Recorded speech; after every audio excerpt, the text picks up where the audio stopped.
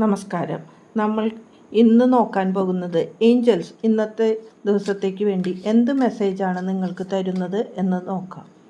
2 കാർഡുകളാണ് എടുക്കുന്നത്.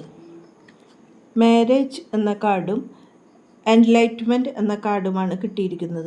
ഇവിടെ 2 വ്യക്തികൾ തമ്മിൽ കൂടിച്ചേരുന്നതും ഒരു ഏഞ്ചൽ വന്ന് അതിനെ അനുഗ്രഹിക്കുന്നതും ആണ് കാണുന്നത്. മേക്ക് എ കമ്മിറ്റ്മെൻറ്റ് എന്ന് പറയുന്നു.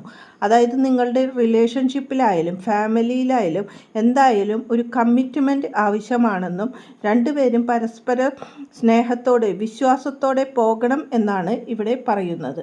എൻലൈറ്റ്മെൻറ്റ് എന്ന കാർഡാണ് വന്നിരിക്കുന്നത്.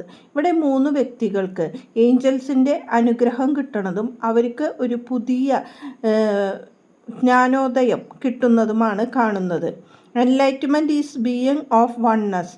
ഇവിടെ പറയാനുള്ളത് നിങ്ങളുടെ ക്വയറ്റ് ടൈം, നിങ്ങൾ ഓരോ കാര്യങ്ങൾ ക്വയറ്റായിരിക്കുമ്പോൾ പ്രാർത്ഥിക്കുമ്പോഴോ മെഡിറ്റേഷൻ ചെയ്യുമ്പോഴോ എപ്പോഴെങ്കിലും നിങ്ങൾക്ക് എൻലൈറ്റ്മെൻറ്റ് വരുമെന്നും നിങ്ങൾക്ക് ആവശ്യമുള്ള കാര്യങ്ങൾ ഒരു സന്ദേശം പോലെയോ അല്ലെങ്കിൽ പ്രകൃതി കാണിച്ചു കൊണ്ടോ നിങ്ങളുടെ അടുത്തേക്ക് ഒരു മെസ്സേജായി ഏഞ്ചൽസ് തരുമെന്നുമാണ് പറയുന്നത്.